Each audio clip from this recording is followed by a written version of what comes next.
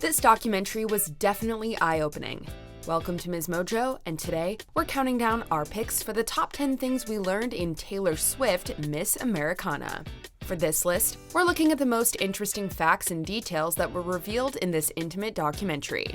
I became the person who everyone wanted me to be. Number 10. She really does care what people think. Do the right thing.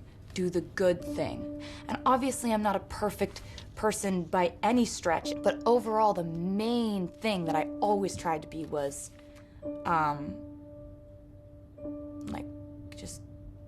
like a good girl. It's easy to imagine that major celebrities must have thick skins and don't let it get to them when there's negativity online or in the press. But one of the major themes in this behind-the-scenes film is the fact that Taylor Swift is strongly affected by what other people think of her. I'd been trained to be happy when you get a lot of praise. Not only that, but from a young age, her public image was very important to her, and her reputation as a good girl was one that she wanted to maintain. Like those pats on the head were all I lived for. No one's going to be watching this because it's my home video, but right here, look at that. Look at that. 60 on the Billboard charts right there. As she notes, quote, "I needed to be thought of as good and do the right thing."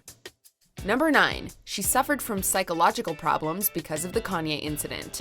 But when you're living for the approval of strangers, and that is where you derive all of your joy and fulfillment, one bad thing can cause everything to crumble.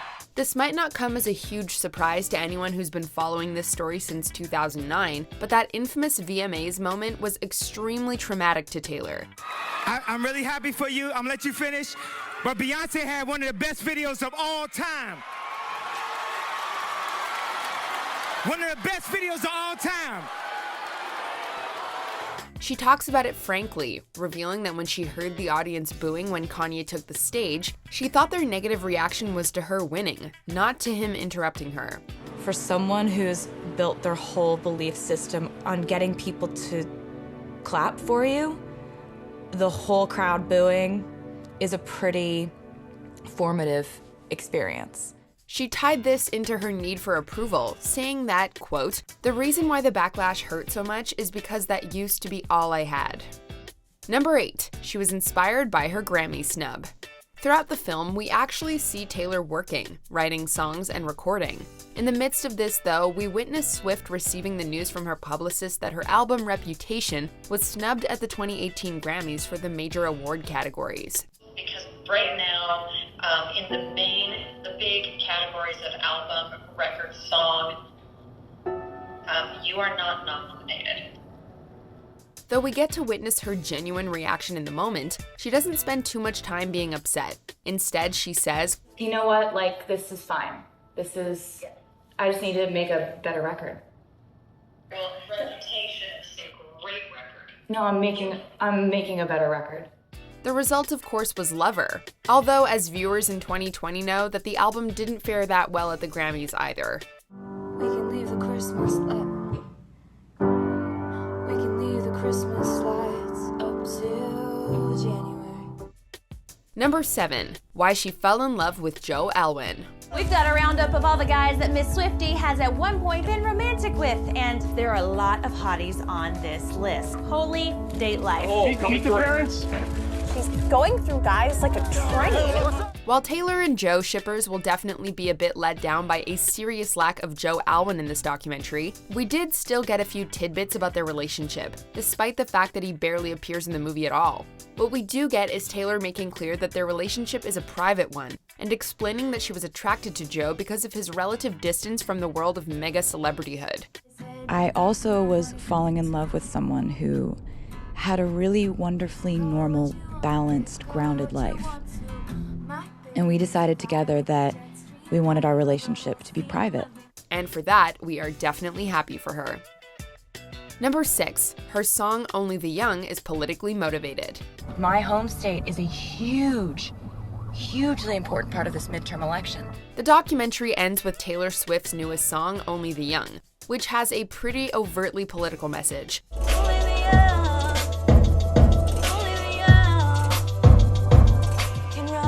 The song was penned after the candidates she supported in the 2018 midterm election both failed to win.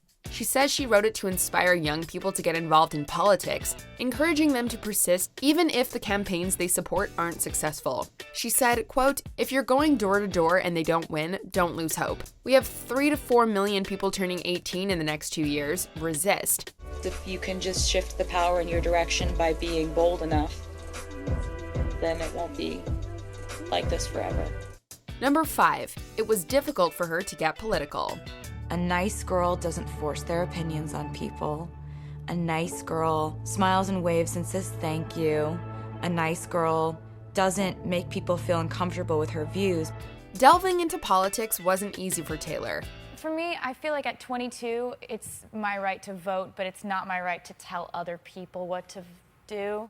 For years, while other celebrities made their stances clear, she remained silent on politics, most notably throughout the 2016 election. Taylor Swift comes out against Trump. I don't care if they write that. I'm sad that I didn't 2 years ago, but I can't change that.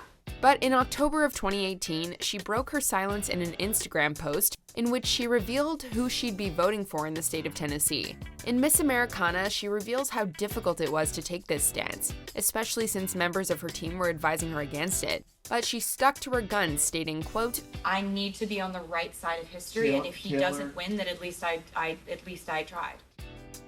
Number 4. Her assault case encouraged her to take a stand.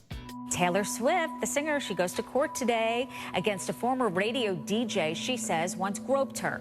One of the factors that influenced Swift's decision to talk about big social and political issues was her own sexual assault case. The first thing they say to you in court is, why didn't you scream? Why didn't you react quicker?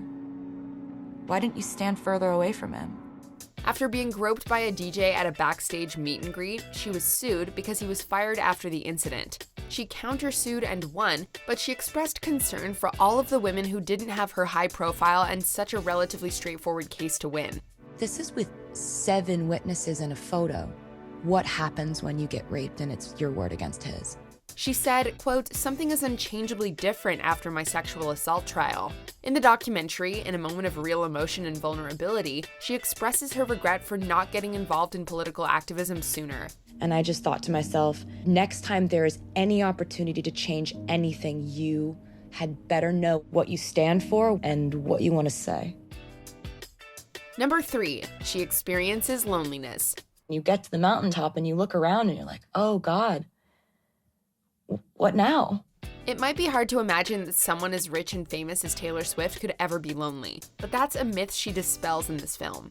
After she claimed the Grammy for Album of the Year in 2016 for 1989, she said she felt as though she had no one to share her success with. She said, quote, "I didn't have a partner. I didn't have someone I could talk to. Shouldn't I have someone?"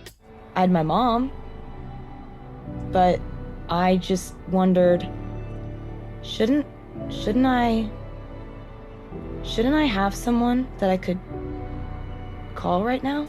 Considering her reputation as a serial dater, one might assume that she always has a boy toy by her side. But in reality, her situation can also sometimes be one just like the rest of us experience. Hashtag Taylor Swift is over party was the #1 trend on Twitter worldwide. Do you know how many people have to be tweeting that they hate you for that to happen? Number 2, winning her case didn't bring her joy.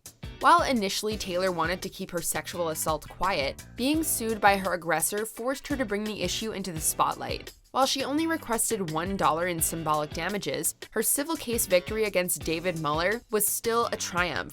But in the documentary, she reveals that even though she won, the experience was damaging to her. She called the entire process, quote, "so dehumanizing," and expressed solidarity with other women who go through experiences like she did.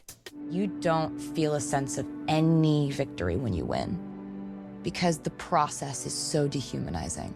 Despite her feelings, her participation in this case undoubtedly brought issues like this to the forefront of the cultural dialogue.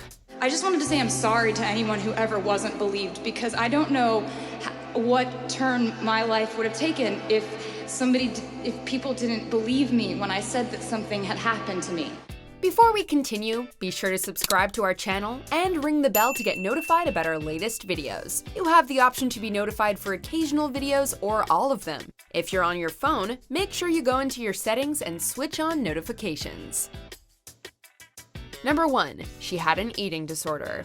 You don't ever say to yourself, like, I've got an eating disorder, but you know you're like making a list of everything you put in your mouth that day, and you know that's probably not right. Perhaps the most shocking reveal in Miss Americana is Swift's revelation that she, like so many other women, experienced body dysmorphia, as well as disordered eating. She speaks openly about her struggles. I tend to get triggered by something, whether it's a picture of me where I feel like I looked like my tummy was too big, or like someone said that I looked pregnant or something, and that'll just trigger me to just starve a little bit. She states that she didn't necessarily identify it as an eating disorder, but in retrospect, realizes she was starving herself to the point of fainting after her performances. And now I realize, no, if you eat food, have energy, get stronger, you can do all these shows and not feel it. Luckily, she expresses that all that is behind her, and she's currently at a healthy weight. This would cause me to go into like a real shame, like hate spiral. This. And like, I caught myself yesterday starting to do it, and I was like, nope, we don't do that anymore. We do not do that anymore, because it's better to think you look fat than to look sick. And we don't do that anymore, and we're changing the channel in our brain, and we're not doing that anymore. Do you agree with our picks? Check out this other recent clip from MsMojo and be sure to subscribe and ring the bell to be notified about our latest videos.